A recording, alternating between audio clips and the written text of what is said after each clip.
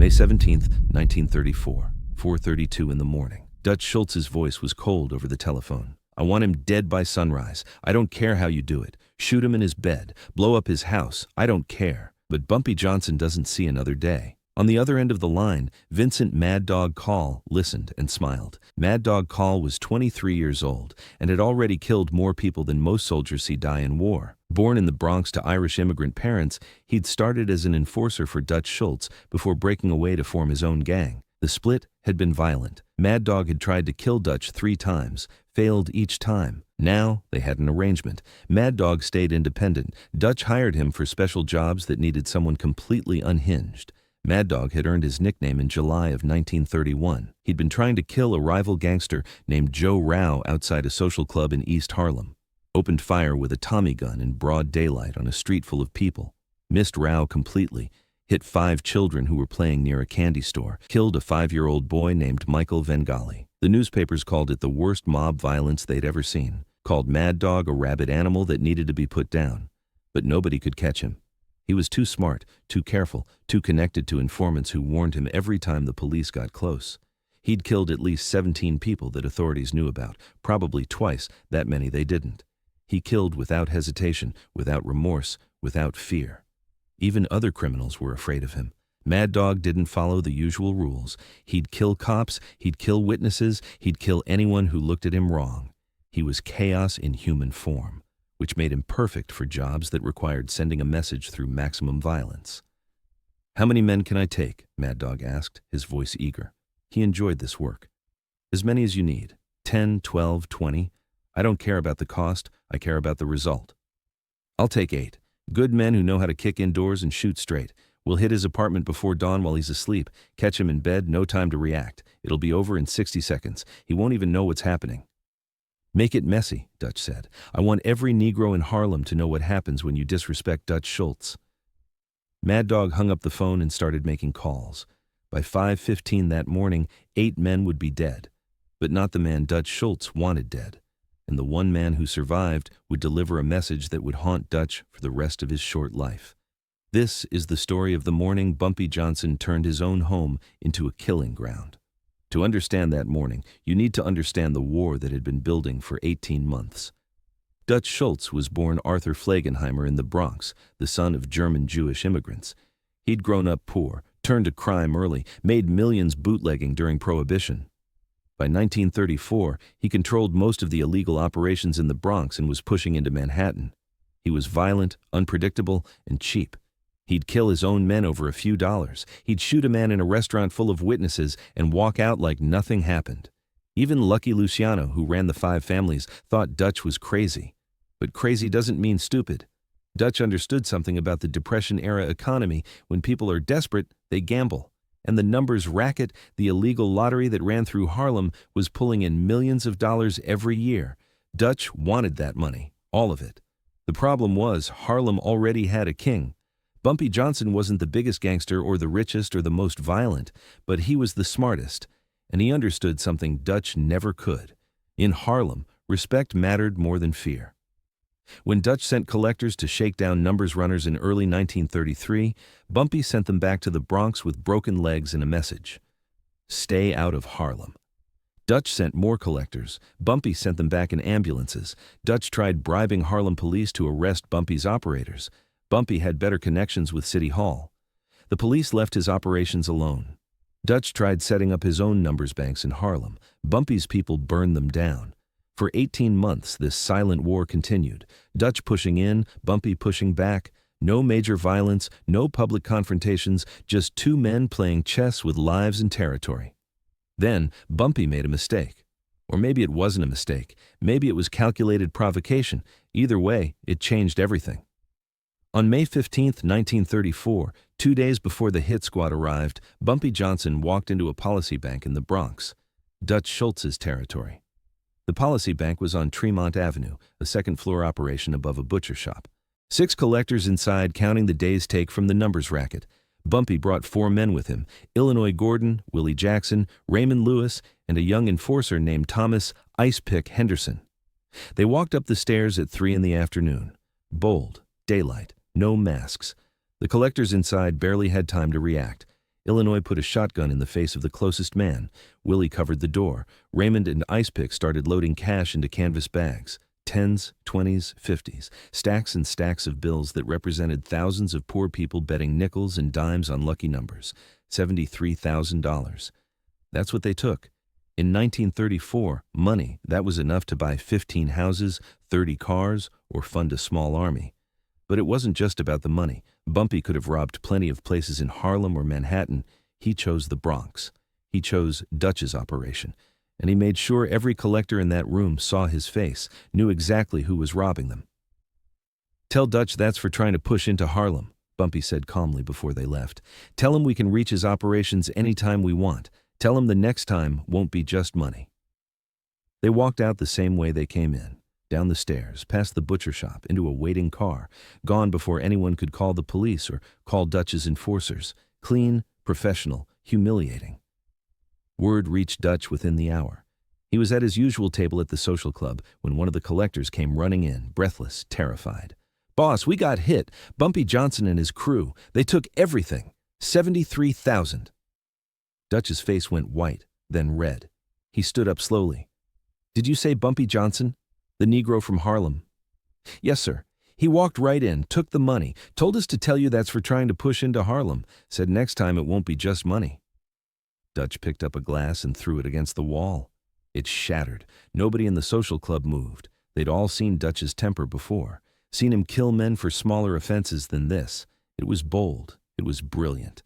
And from Dutch's perspective, it was a declaration of war. Because it wasn't just about the money, though. $73,000 was a significant hit. It was about respect. Bumpy had gone into Dutch's territory, into the Bronx where Dutch was supposed to be untouchable, and taken his money. Made him look weak in front of his own organization, made other criminals wonder if Dutch was losing his edge. In the criminal underworld, perception was everything. If you looked weak, people challenged you. If people challenged you, you lost control. If you lost control, you were dead. Dutch Schultz could not let that stand. The morning of May 16th, Dutch called an emergency meeting with his top men. They met at a social club on Arthur Avenue, the heart of Dutch's Bronx empire. "Yesterday, this Negro from Harlem walked into my territory and robbed me," Dutch said, his voice shaking with rage. $73,000 in my own neighborhood. My own people saw it happen and couldn't stop it. His lieutenants said nothing. What could they say? It had happened. It was embarrassing. It made Dutch look vulnerable. "I want him dead," Dutch continued. "Not arrested, not scared. Dead. I want his body left in the street so every person in Harlem sees what happens when you steal from me." That's when someone suggested Vincent Mad Dog Call. Mad Dog Call was not a member of Dutch's organization. He was an independent contractor, a mercenary who killed for money. He had no loyalty, no code, no conscience. He'd murdered men, women, children. He'd work for anyone who paid him. He was also currently wanted by the police in 3 states for various murders, which meant he had nothing to lose. "Mad Dog is expensive," one of Dutch's men warned. "I don't care what it costs," Dutch snapped. "Get him on the phone." The deal was simple. $20,000 to kill Bumpy Johnson, another $20,000 if it was done before sunrise on May 17th.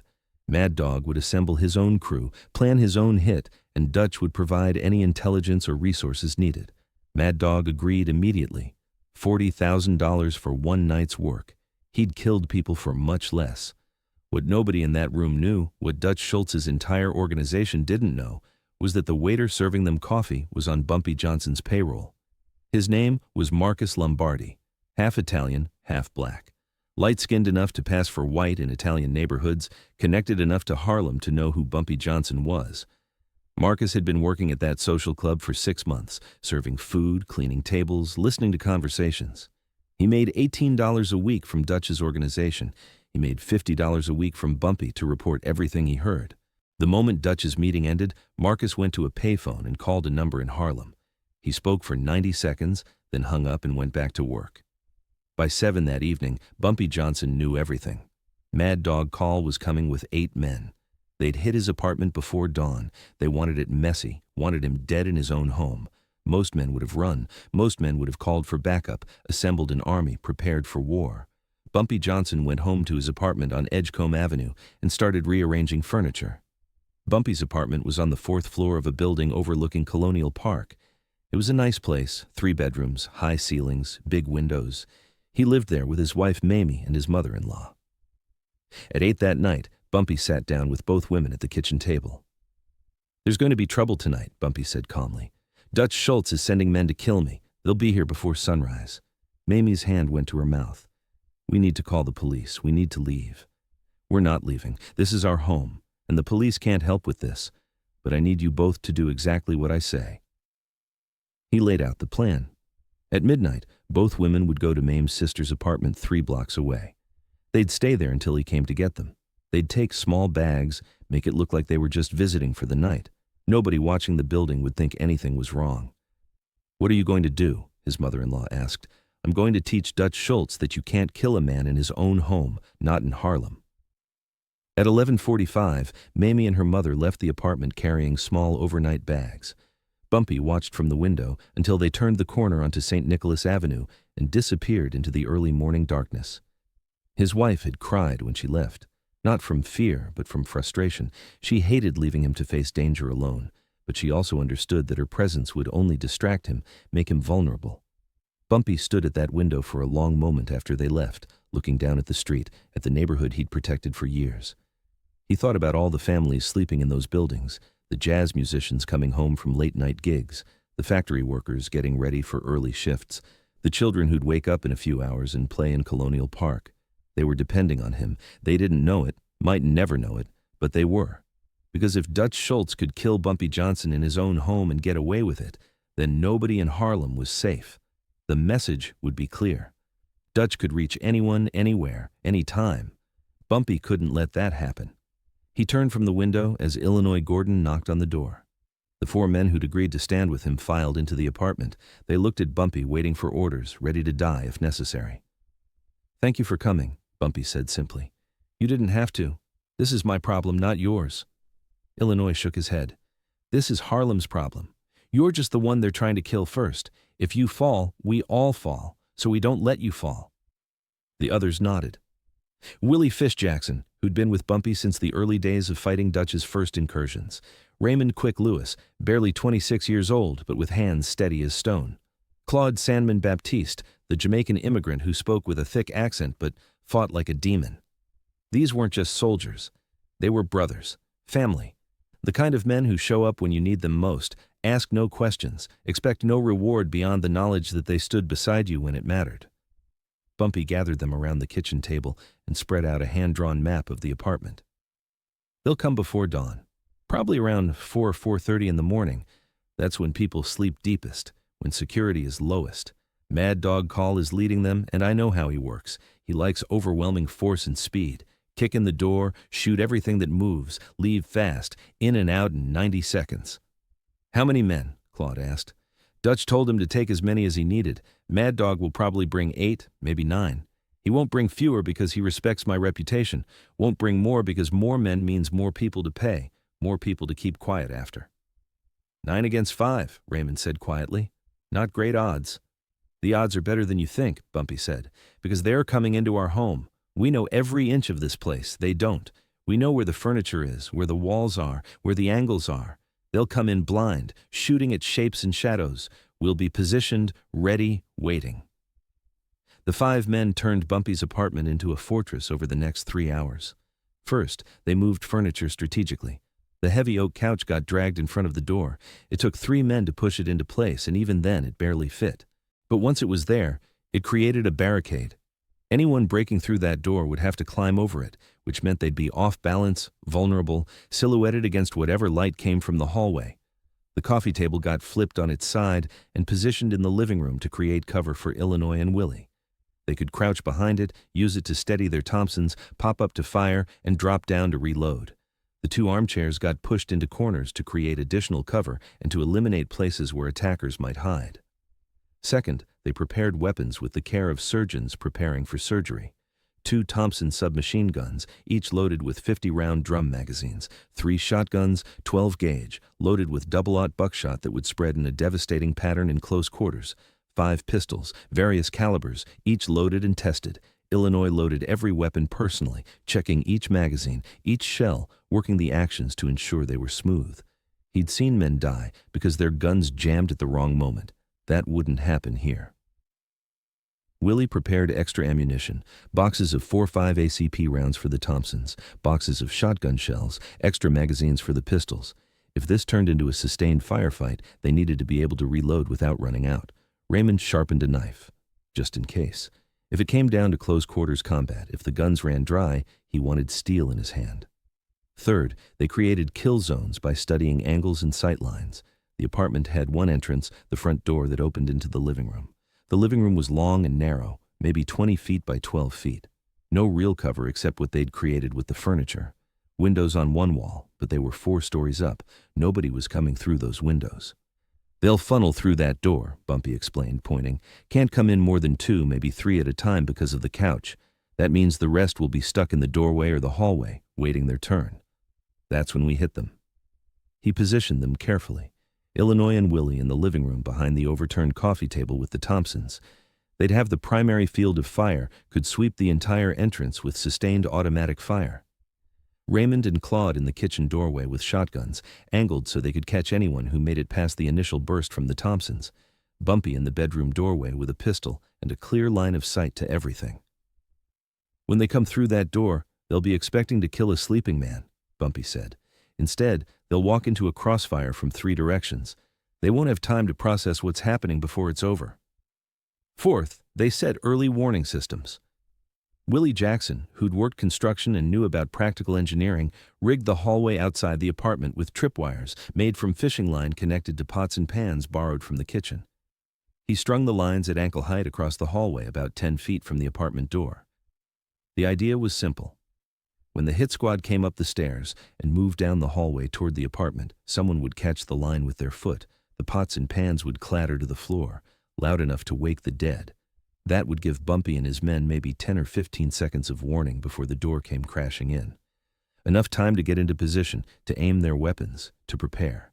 Willie also loosened one of the floorboards in the hallway, right in front of the door. Not enough that it looked suspicious, just enough that anyone stepping on it would feel it shift slightly, maybe lose their balance for a split second. In a gunfight, a split second could mean the difference between life and death. Fifth, they eliminated light sources. Every lamp unplugged, every overhead light switched off. The apartment was pitch black except for faint ambient light from the windows. They needed their eyes adjusted to the darkness. The hit squad would be coming from a lit hallway into darkness. They'd be blind for critical seconds while their eyes adjusted. Bumpy and his men would own those seconds. By 3 a.m, they were ready. 5 men armed and positioned in the darkness. The apartment looked like a home, but functioned like a military kill zone. Every angle of attack covered, every piece of furniture positioned with purpose, every weapon loaded and ready. They sat in silence, waiting. The only sounds were breathing and the distant noises of the city, a car passing 4 stories below, a dog barking somewhere, the building settling on its foundation. Could be they're not coming, Raymond said quietly, breaking the silence. Could be your information was wrong. Could be Dutch changed his mind. They're coming, Bumpy said with absolute certainty. Dutch wants me dead too badly. He's probably watching the building right now from a car down the street, waiting for Mad Dog to finish the job. He wants to know the moment it's done. Illinois checked his Thompson for the 20th time. What do we do with survivors? There won't be many, Bumpy said. Mad Dog will run if things go bad. That's who he is. He's a coward underneath all that violence. But if anyone else survives, if anyone's still breathing when the smoke clears, we let one live. Just one. To carry a message back to Dutch. What message? Claude asked. Bumpy smiled in the darkness. That you can't kill a king in his own castle. At 4:15 in the morning, the tripwires triggered. The sound of pots and pans clattering in the hallway shattered the silence. Then footsteps, multiple men moving fast. Then a voice, loud and commanding. Break it down! Something heavy slammed into Bumpy's front door. Once, twice. The third time, the lock gave way and the door exploded inward, slamming into the couch barricade. Mad Dog Call came through first, pushing the couch aside, gun raised, finger already squeezing the trigger. He stepped into the apartment and started firing blind into the darkness, lighting up the room with muzzle flash, bullets punching through walls and furniture.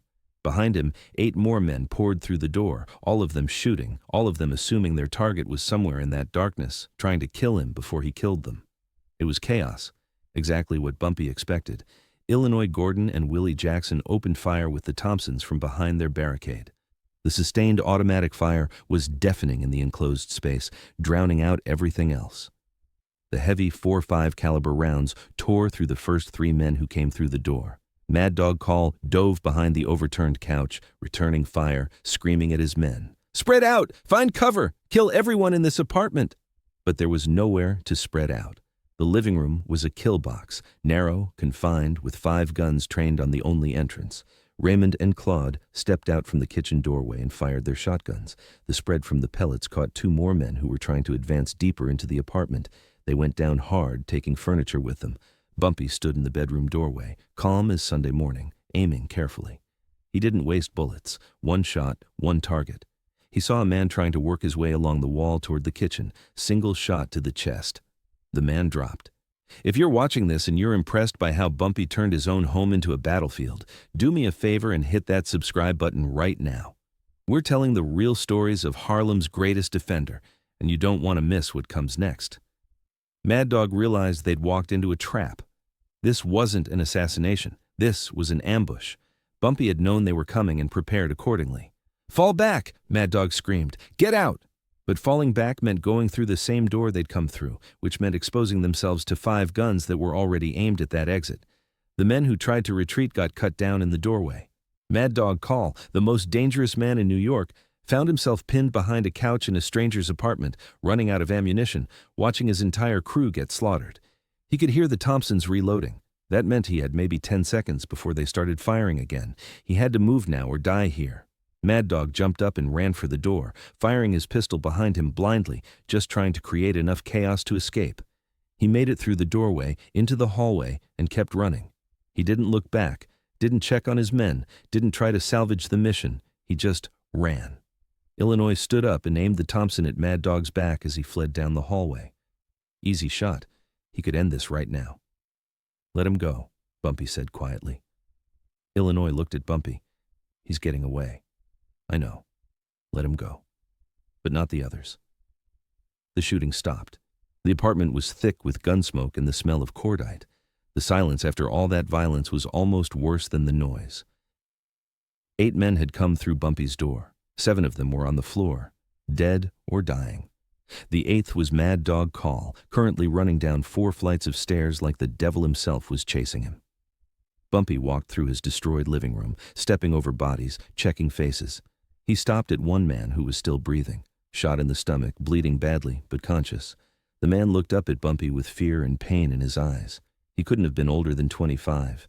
Baby face, probably someone's son, probably thought this would be easy money.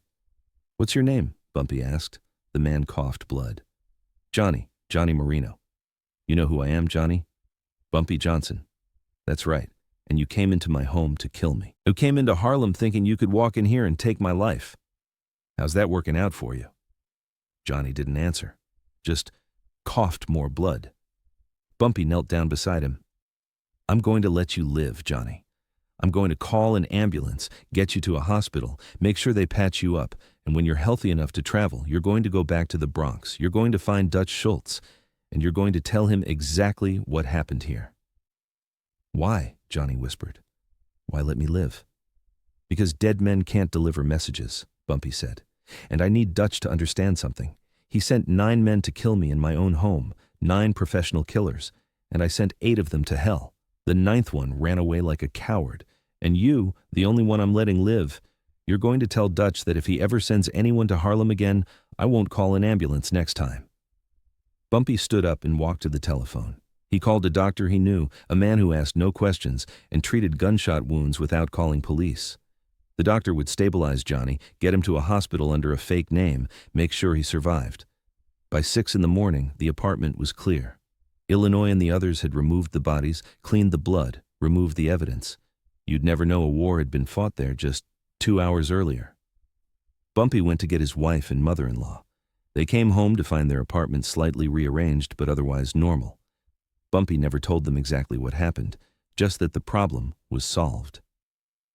Johnny Marino spent 3 weeks in Harlem Hospital recovering from his gunshot wound. Bumpy sent people to check on him, make sure he was healing, make sure he kept his mouth shut to the police. When Johnny was well enough to leave, Two of Bumpy's men gave him train fare back to the Bronx and a message. Remember what you're supposed to say. June 8th, 1934, 3 weeks after the failed hit. Johnny Marino walked into the same social club on Arthur Avenue where Dutch Schultz had planned the assassination. His hands were shaking, his stomach still hurt where the bullet had torn through him. Dutch was playing cards when Johnny entered. The entire room went silent. "Where's Mad Dog?" Dutch asked quietly. "Gone. He ran, left us all to die." "And the others?" "Dead. All of them. Bumpy Johnson was waiting for us. He knew we were coming. He turned his apartment into a trap. It was over in 3 minutes. Dutch set down his cards slowly. 9 men. I sent 9 men. And only you came back?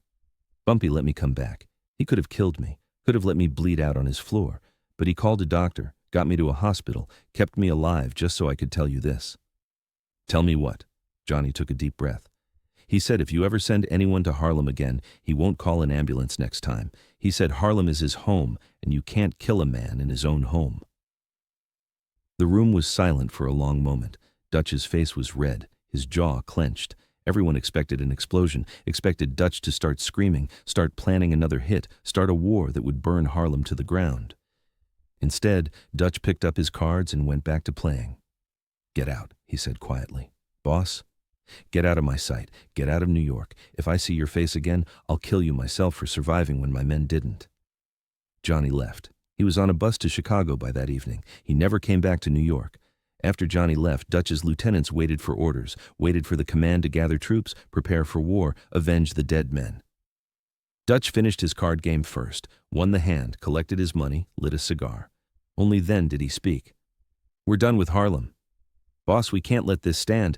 He killed 8 of our men." "He killed 8 men who broke into his home trying to kill him," Dutch corrected. "That's not murder, that's self-defense.